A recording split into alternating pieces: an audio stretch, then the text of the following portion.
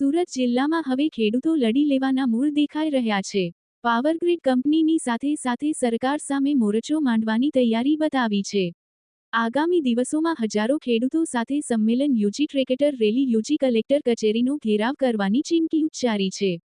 છેલ્લા 1.5 વર્ષથી સુરત જિલ્લામાંથી પસાર થનાર 765 કેવી પાવરગ્રીડ સ્ટરલાઇટ કંપની સામે ખેડૂતો વિરોધ નોંધાવી રહ્યા છે। જમીન સંપાદન મુદ્દે ધારાધોરણ વગર યોગ્ય વળતર નહીં ચૂકવતા જિલ્લાના ખેડૂત હવે આકરા પાણીએ જોવા મળી રહ્યા છે।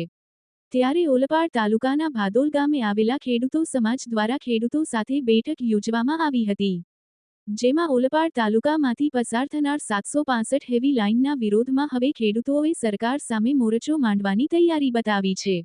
આ બેઠકમાં ઓલપાડ તાલુકા સહિત જિલ્લામાંથી મોટી સંખ્યામાં ખેડૂતો ઉપસ્થિત રહ્યા હતા।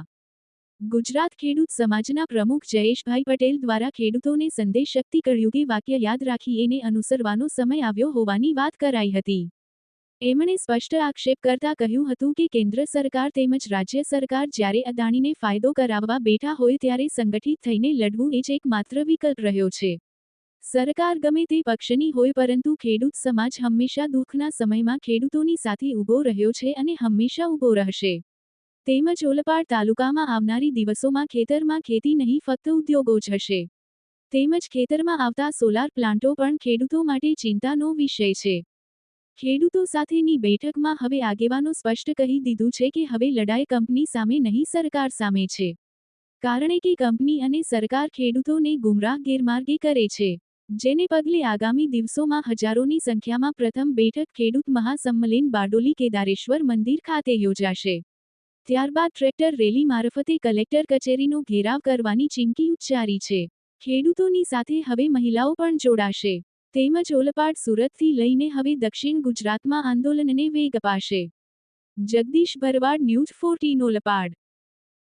સુરત જિલ્લાના ભાદોલ ગામમાં આજે ખેડૂતો મોટી સંખ્યામાં ભેગા થયા હતા ઓલપાડ તાલુકાના, અને સર્વ ખેડૂતોમાં ખૂબ મોટો વિરોધ અને ઉત્સાહ જોવા મળ્યો છે। વિરોધ એ બાબતનો કે 765ની લાઇનમાં જ્યારે કલેક્ટરે એક વસ્તુ હુકમ તરીકે દર્શાવી હોય અને એને પાવરગ્રીડે જ્યારે પેપર પર છાપીને આપી હોય અને એમાંથી જે ફરી જવાની ઘટના છે એની સામે ખેડૂતોમાં બહુ મોટો આક્રોશ છે અને ઉત્સાહ એ બાબતનો છે કે હવે ખેડૂતોમાં એક જાગૃતિ આવી રહી છે। ખેડૂતો પોતે એટલા મક્કમ થયા છે કે અમે જેને ચૂંટીને સહકારી સંસ્થાઓમાં મોકલીએ છીએ એ આજે કેમ અમારી સાથે નથી, એ બાબતમાં પણ એક બહુ મોટો વિરોધ જોવા મળ્યો અને ખેડૂતોએ એક નિર્ધાર કર્યો છે કે અત્યાર પછી જ્યારે પણ ખેડૂત સમાજનો કોલ આવે, અત્યારે જ અમારી કેદારેશ્વર મંદિરમાં એક મિટિંગની તૈયારી ચાલી રહી છે, જેમાં 2,500 થી 3,000 માણસોની એક મિટિંગ કરીશું અને ત્યાર પછી અઠવાડિયે 10 દિવસમાં એક ટ્રેક્ટર રેલીનું આયોજન કરીશું અને 1000 થી 1500 ટ્રેક્ટર લઈને સુરત સિટીને અને કલેક્ટરને ઘેરવાનો અમારો પ્રોગ્રામ છે। અને એ બાબતમાં પણ સર્વ ખેડૂતોએ એક સાથે મક્કમ થઈને કીધું છે કે આ પ્રોગ્રામને પણ અમે ફોલો કરીશું અને મોટી સંખ્યામાં લેડીઝોને એટલે કે સ્ત્રીઓને પણ લાવવાની તૈયારી, મહિલાઓને લાવવાની તૈયારી અહીંયા બતાવી છે ખેડૂતોએ, અને એના અનુસંધાનમાં ખૂબ જ સક્સેસફુલ આ મિટિંગ કહી શકાય। અને ખેડૂતો એ પણ સમજી ચૂક્યા છે કે આમાં વળતર ચૂકવવામાં પાવરગ્રીડને કે સ્ટરલાઇટને કે કલેક્ટરને કે ડિસ્ટ્રિક્ટ મેજિસ્ટ્રેટને કોઈ ઓબ્જેક્શન નથી।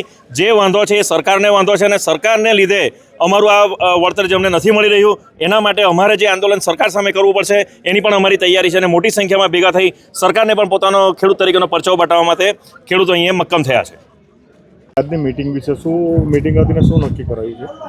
ગુજરાત ખેડૂત સમાજના નેજા હેઠળ જે રીતે સુરત જિલ્લાના વિવિધ તાલુકાઓમાંથી જે ખેડૂતોની કિંમતી જમીન છે એ સસ્તા ભાવે પચાવી પાડવા માટેનું જે કાવતરું સરકાર અને જે કંપનીની સાથેના મેળાપીપણામાં ગેરકાયદેસર રીતે એમાં પ્રવેશ કરીને છેલ્લા ઘણા સમયથી આ કંપનીઓ જો હુકમી ચલાવી રહી છે, એની સામે ખેડૂત સમાજ આંદોલન ચલાવી રહ્યું છે અને તબક્કાના ભાગરૂપે આજે ઓલપાડ તાલુકાના 52 ગામોમાંથી મોટા પ્રમાણમાં ખેડૂતો ભેગા થઈને આજે રણનીતિના ભાગ તરીકે એક નક્કી કરવામાં આવ્યું કે સરકારની સામે આંદોલનની શરૂઆત કરવામાં આવે।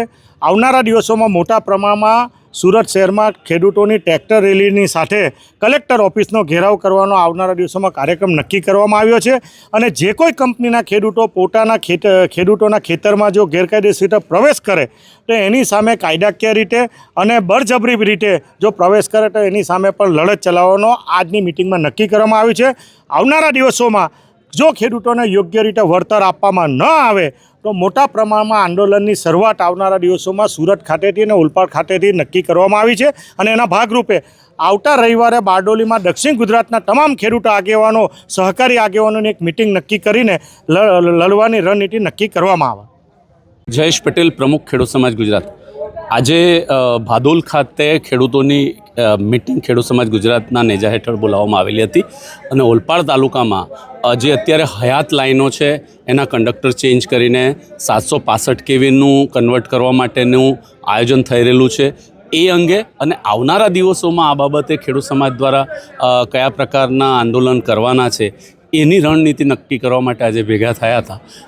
તો આજે એક રિઝોલ્યુશન પાસ કર્યું છે અમે કે આ એક ખેડૂતને અસર કરતી વાત છે અને સહકારી ક્ષેત્ર સાથે સંકળાયેલો ખેડૂત છે એટલે આ તાલુકાના અને જિલ્લાના જેટલા પણ સહકારી આગેવાનો છે એમને એક રજૂઆત કરીને ખેડૂતોને ન્યાય અપાવવા માટે હવે પછીના આવનારા દિવસોમાં ખેડૂત સમાજ ગુજરાત એક કાગળ લખશે અને એમનો અભિપ્રાય અને એમનું મંતવ્ય શું છે એ જાણવાનો પ્રયત્ન કરશે.